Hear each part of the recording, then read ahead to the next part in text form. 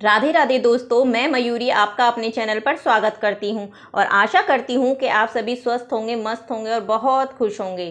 तो दोस्तों, समुद्र मंथन में से जो 14 रत्न निकले उनमें से एक कामधेनु थी। सभी गौ कामधेनु की ही संतानें हैं। सभी कामनाओं व सुखों को देने वाले होने के कारण गाय को कामधेनु कहलाती है। गाय का रोम रोम स्वास्थविकता और पवित्रता से भरा हुआ है, इसलिए गाय के शरीर में सभी देवताओं और तीर्थों का निवास माना गया है और वे भगवान को सबसे अधिक प्रिय है। यही कारण है कि गाय एक चलता फिरता मंदिर है। गाय की एक परिक्रमा करने से 33 कोटि देवताओं की परिक्रमा हो जाती है। गाय जीते हुए और मरकर भी मानव का कल्याण ही करती है। पितृदोष से पीड़ित व्यक्ति का जीवन बहुत संघर्षमय होता है।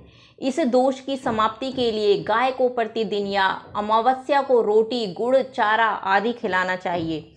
यदि जन्म कुंडली में सूर्य और चंद्रमा कमजोर हैं तो नित्य ही गाय के नेत्रों का दर्शन करना चाहिए, क्योंकि गाय के दोनों नेत्र में सूर्य और चंद्रमा का निवास होता है। यदि किसी की जन्म कुंडली में सूर्य या केतु के कारण परेशानियां आ रही हों तो गाय की पूजा करने या चारा खिलाने से दोष समाप्त हो जाता है, क्योंकि गाय में सूर्य केतु नाड़ी होती है। यदि रात्रि में सोते समय बुरे सपने दिखाई देते हों तो सोते समय गौ माता का नाम स्मरण कर सोने से बुरे सपने दिखाई देना बंद हो जाते हैं। प्रातःकाल सोकर उठने पर गाय उसकी घी का स्पर्श करने मात्र से ही मनुष्य घोर पापों से मुक्त हो जाता है। यदि किसी के हाथ में आयु रेखा टूटी हो या गाय की पूजा करने और गाय का दूध घी प्रयोग करने से दीर्घायु होता है, क्योंकि गाय के घी का नाम ही आयु है। देसी गाय की पीठ पर कुबड़ को बृहस्पति का रूप माना गया है। यदि कुंडली में बृहस्पति अशुभ स्थिति में हो तो देसी गाय के कुबड़ के दर्शन कर गुड़ व चने की दाल खिलानी चाहिए। नित्य सफेद रंग की गाय को रोटी खिलाने से शुक्र ग्रह के अशुभ प्रभाव समाप्त हो जाते हैं। जिस घर में गाय पाली जाती है वहां सभी वास्तु दोष दूर हो जाते हैं। महाभारत के अनुशासन पर्व में कहा गया है कि गाय जहां शांति से बैठकर सांस लेती है तो वह स्थान सारे पापों को खींच लेता है। वो उस स्थान से सारे पापों को खींच लेती है। जिस भूमि पर भवन निर्माण होना है वहां बछड़े सहित गाय को लाकर कुछ समय के लिए बांध देना चाहिए। जब गाय अपने बछड़े को दुलार कर चाटती है तो उसके मुंह से जो फेन भूमि पर गिरता है ना, उससे वहां की भूमि के सभी दोषों का निवारण हो जाता है। संतान प्राप्ति के लिए गाय की नित्य सेवा करना सर्वोत्तम माना गया है। गाय के पैर धोकर उसके ललाट पर रोली का टीका लगाएं, अक्षत चढ़ाएं, फिर कुछ भोजन, लड्डू, बताशा या गुड़ खिलाकर पुत्र प्रदान करने की प्रार्थना करें। 1 वर्ष तक नियमित ऐसा करने पर संतान सुख अवश्य मिलता है।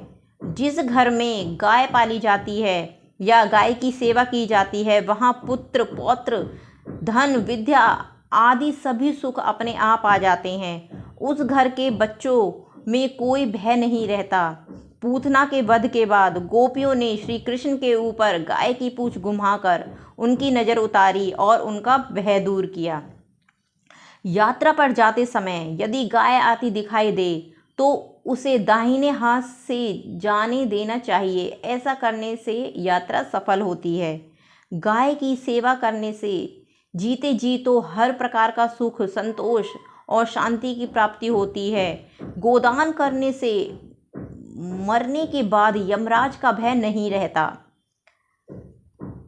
गाय के खुर की धूल का भी बहुत महत्व है। इसे अपने अंग पर लगाने से सारे पापों का नाश होता है। भगवान श्री कृष्ण अपनी प्रिय गायों की सेवा प्रतिदिन उनकी खुर की धूली को मस्तक लगाते थे। प्रातःकाल उठते ही गौ माता का स्मरण करने से मनुष्य का बल बढ़ता है और शरीर पुष्ट बनता है। यदि मनुष्य किसी विषम स्थिति में फंस गया है तो महाभारत के अनुशासन पर्व में एक मंत्र दिया गया है, उसका जो भी समय मिले स्मरण करते रहना चाहिए, भय दूर हो जाते हैं। गाय के साथ भूल कर न करें ये गलतियाँ। गाय साक्षात जगदम्बा है, अतः कभी भूल कर भी गाय को झूठी वस्तु न खिलाएं।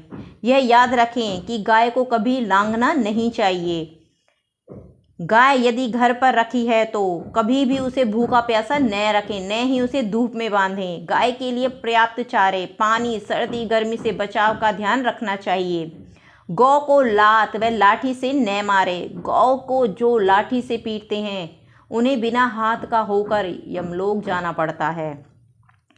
गाय भी भयभीत, कीचड़ में फंसी हुई या जल में डूबती हुई गाय को बचाने से स्वर्ग सुख की प्राप्ति होती है। जब गाय चर रही हो, एकांत में बैठी हो या पानी पी रही हो तब उसे तंग न करें, न पानी पीने से हटाएं। प्यासी गाय जब क्रोध में देखती है तो उस व्यक्ति को नरक का भागी होना पड़ता है। गोबर और गौमूत्र से लक्ष्मी का वास होता है, इससे घृणा करने से अलक्ष्मी आती है। तो प्रेम से कहते रहिए राधे राधे।